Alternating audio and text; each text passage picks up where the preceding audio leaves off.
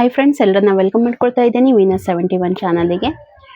So ಇವತ್ತಿನ ದಿನ ನಾವು ನೋಡ್ಲಿಕ್ಕೆ ಹೋಗ್ತಾ ಇದ್ದೀವಿ ಕನ್ಯಾ ರಾಶಿಯವರ ಬರುವಂತ ದಿನಗಳು ಲವ್ ರಿಲೇಶನ್ಶಿಪ್ ರೀಡಿಂಗ್ ಯಾವ ರೀತಿ ಆಗಿರುತ್ತೆ ಅಂತ ಹೇಳಿ. ಅವರ ಲೈಫಲ್ಲಿ ಏನೆಲ್ಲ ಆಗ್ಲಿಕ್ಕೆ ಹೋಗ್ತಾ ಇದೆ ನೋಡಿ. ಸ್ವಲ್ಪ ಸೆಟಪ್ ನಿಮಗೆ ಚೇಂಜ್ ಅಂತ ಅನಿಸ್ತಾ ಇರ್ಬೋದು, ಅಡ್ಜಸ್ಟ್ ಮಾಡ್ಕೊಳ್ಳಿ. ಯಾಕಂದ್ರೆ ನಾನು ಟ್ರಾವೆಲ್ ಅಲ್ಲಿ ಇದ್ದೀನಿ.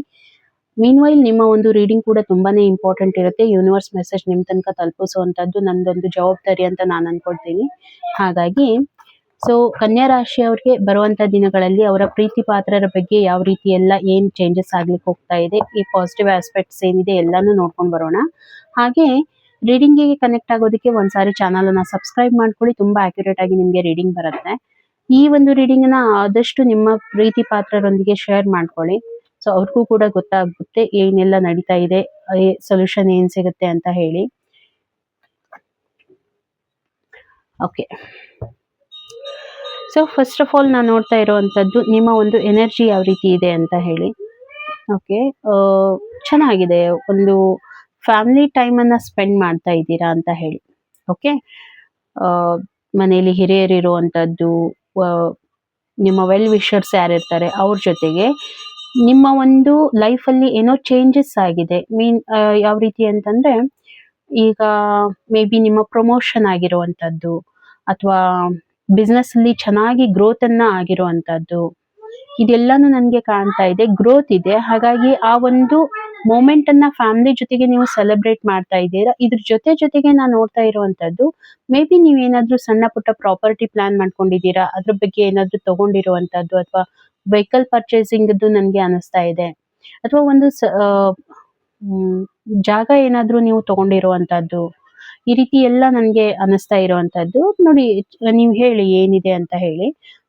ಸೆಲೆಬ್ರೇಷನ್ ಮೋಡ್ ಅಲ್ಲಿ ಇದ್ದೀರಾ, ಚೆನ್ನಾಗಿದೆ. ಒಂದು ಕಮಿಟ್ಮೆಂಟ್ ಇದೆ ನಿಮ್ಮ ಲೈಫ್ ಅಲ್ಲಿ. ನಿಮ್ಗೆ ಹಿರಿಯರ ಆಶೀರ್ವಾದ ಕೂಡ ಇದೆ.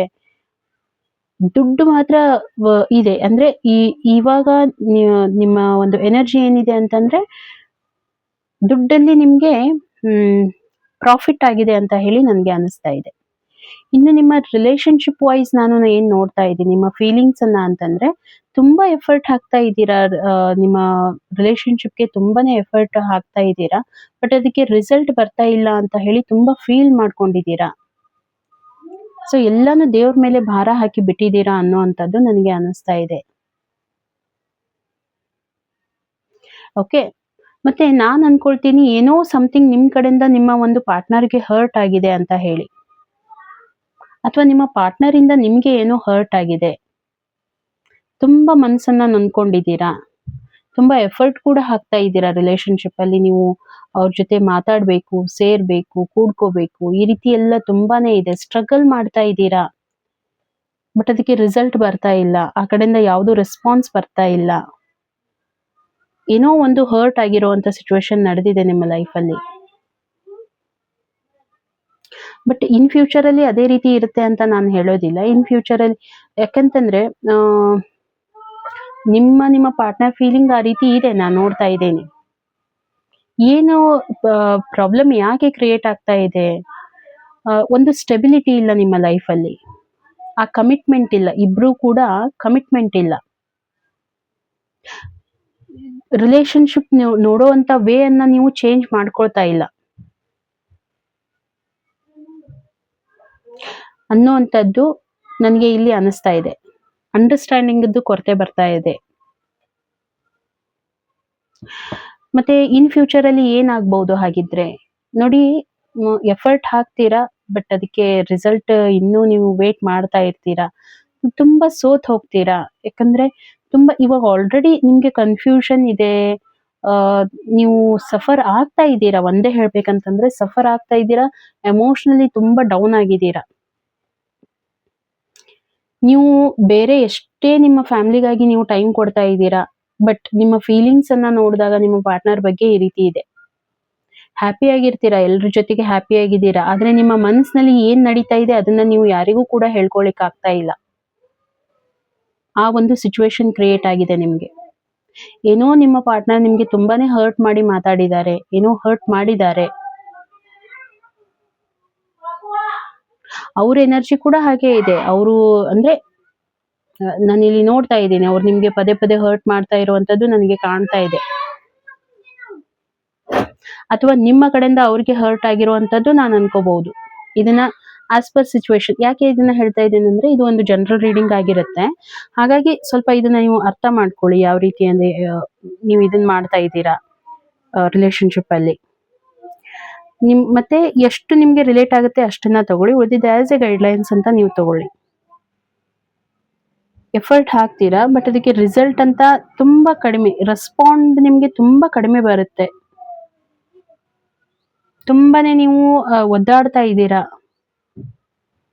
ಒಂದ್ ಲೈನಿಗೆ ತಗೊಂಡ್ ಬರ್ಬೇಕಂತ ಹೇಳಿ, ಬಟ್ ಅದು ಆಗ್ತಾ ಇಲ್ಲ ನಿಮ್ಗೆ.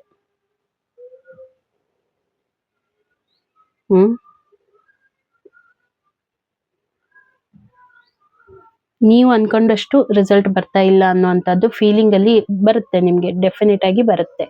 ಹಾಗಿದ್ರೆ ಯೂನಿವರ್ಸ್ ಏನ್ ಹೇಳ್ತಾ ಇದೆ, ತುಂಬಾ ಇಂಪಾರ್ಟೆಂಟ್ ಮೆಸೇಜ್ ಇದೆ, ಅರ್ಥ ಮಾಡ್ಕೊಳ್ಳಿ. ನೋಡಿ, ನಿಮ್ಮಲ್ಲಿ ಇಬ್ಬರಲ್ಲಿನೂ, ಐ ಥಿಂಕ್ ಸೊ, ನಿಮ್ಮ ಇಬ್ಬರಲ್ಲಿನೂ ಕೂಡ ಒಂದು ಈಗೋ ಹಿಟ್ ಆಗ್ತಾ ಇದೆ. ಈಗೋ ಹಿಟ್ ಆಗ್ತಾ ಇದೆ, ಮತ್ತೆ ಸ್ವಲ್ಪ ರಿಸ್ಟ್ರಿಕ್ಷನ್ಸ್ ತುಂಬಾನೇ ಇದೆ ಲೈಫ್ ಅಲ್ಲಿ. ನಾನ್ ಹೇಳಿದ್ದೇ ಆಗ್ಬೇಕು ಅನ್ನುವಂಥದ್ದು ನಡೀತಾ ಇದೆ, ಡಾಮಿನೇಟಿಂಗ್ ಮಾಡ್ತಾ ಇರುವಂತದ್ದು. ನೀವಾದ್ರೂ ಇರ್ಬೋದು, ಅವ್ರಾದ್ರೂ ಇರ್ಬೋದು, ಎಲ್ಲಾನು ಅವ್ರ ಜೊತೆಗೆ ನೀವು ಶೇರ್ ಮಾಡ್ಕೊಳ್ಳೇಬೇಕು. ಪ್ರೈವೇಸಿ ಅನ್ನೋದೇ ಇಲ್ಲ, ಎಲ್ಲಾನು ಹೇಳಲೇಬೇಕು, ಹೇಳಿದಾದ್ಮೇಲೆನೆ ಮುಂದೆ ಮಾಡ್ಬೇಕು. ಸ್ವಲ್ಪ ಈಗೋ ಜಾಸ್ತಿ ಇರೋವಂಥದ್ದು ಇಬ್ರಲ್ಲೇನು. ಹಾಗಾಗಿ ಈ ರಿಲೇಶನ್ಶಿಪ್ ಅಲ್ಲಿ ತೊಂದರೆ ಬರ್ತಾ ಇದೆ. ಏನ್ ಮಾಡ್ಬೇಕು, ಸ್ವಲ್ಪ ಈಗೋ ಅನ್ನ ಕಡಿಮೆ ಮಾಡ್ಬೇಕು, ಸಿಟ್ಟನ್ನ ಕಡಿಮೆ ಮಾಡ್ಬೇಕು. ಮೇನ್ ಇಬ್ರು ಕೂಡ ಸಿಟ್ಟನ್ನ ಕಡಿಮೆ ಮಾಡ್ಬೇಕು. ಮತ್ತೆ ಏನ್ ರೆಸ್ಟ್ರಿಕ್ಷನ್ಸ್ ಏನಿದೆ ಅದನ್ನ ತೆಗೆದು ಹಾಕಿ. ರಿಲೇಶನ್ಶಿಪ್ ಅಲ್ಲಿ ನಾವು ಯಾವಾಗ್ಲೂ ಇನ್ನೊಬ್ರಿಗೆ ಕಂಟ್ರೋಲ್ ಮಾಡ್ಕೊಂಡು ಹೋಗ್ತೀವಿ, ನಮ್ಮ ಕಂಟ್ರೋಲ್ ಅಲ್ಲಿ ಇವರು ಬರ್ಬೇಕು, ನಾವ್ ಇವ್ರನ್ನ ಕಂಟ್ರೋಲ್ ಮಾಡ್ತೀವಿ ಅಂತ ಹೇಳ್ಕೊಂಡು ಹೋಗೋದು ತುಂಬಾ ತಪ್ಪಾಗುತ್ತೆ. ಅವ್ರಿಗೆ ಅವ್ರವ್ರದೇ ಆದಂತ ವಿಚಾರಧಾರೆಗಳಿರುತ್ತೆ, ಅದ್ರ ಪ್ರಕಾರ ಅವ್ರು ಹೋಗ್ತಾ ಇರ್ತಾರೆ.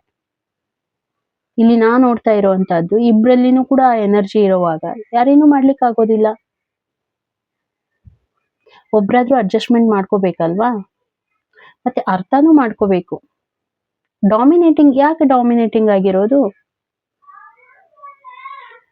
ಓಕೆ, ಇದನ್ನ ಸ್ವಲ್ಪ ನೀವು ಅರ್ಥ ಮಾಡ್ಕೊಳ್ಳಿ. ಯೂನಿವರ್ಸ್ ನಿಮ್ಗೆ ಕ್ಲಿಯರ್ ಆಗಿ ಮೆಸೇಜ್ ಕೊಡ್ತಾ ಇದೆ. ಸೊ ರೀಡಿಂಗ್ ನಿಮ್ಗೆ ಹೇಗೆ ಅನ್ನಿಸ್ತು? ನಾನು ಸ್ವಲ್ಪ ಪುಟ್ಟದಾಗಿ ವಿಡಿಯೋ ಮಾಡ್ತಾ ಇದ್ದೀನಿ, ಯಾಕಂತಂದ್ರೆ ನಾನು ಹೇಳಿದ್ನಲ್ವಾ, ಟ್ರಾವೆಲ್ ಅಲ್ಲಿ ಇದ್ದೀನಿ. ಯೂನಿವರ್ಸ್ ಮೆಸೇಜ್ ನಿಮ್ ತನಕ ಕೊಡೋದಿತ್ತು, ಹಾಗಾಗಿ ಬೇಗನೆ ಮುಗಿಸ್ತಾ ಇದ್ದೀನಿ. ನೆಕ್ಸ್ಟ್ ವೀಕಲ್ಲಿ ಮತ್ತೆ ಡೀಟೇಲ್ಡ್ ವಿಡಿಯೋ ನಿಮ್ಗೆ ಹಾಕಿರ್ತೀನಿ, ಚೆಕ್ಔಟ್ ಮಾಡಿ. ವಿಡಿಯೋ ಇಷ್ಟ ಆಗಿತ್ತು ಅಂತಂದ್ರೆ, ರಿಲೇಟ್ ಆಗಿತ್ತು ಅಂದ್ರೆ ಒಂದು ಕಾಮೆಂಟ್ ಮಾಡಿ, ಚಾನಲ್ ಅನ್ನ ಸಬ್ಸ್ಕ್ರೈಬ್ ಮಾಡಿ, ಲೈಕ್ ಕೊಡೋದನ್ನ ಮಾತ್ರ ಮರಿಲಿಕ್ಕೆ ಹೋಗ್ಬೇಡಿ ಅಂತ ಹೇಳ್ತಾ ಸಿಗೋಣ ಇನ್ನೊಂದು ವಿಡಿಯೋದಲ್ಲಿ. ಅಲ್ಲಿವರೆಗೂ ಎಲ್ರಿಗೂ ಕೂಡ ಥ್ಯಾಂಕ್ ಯು.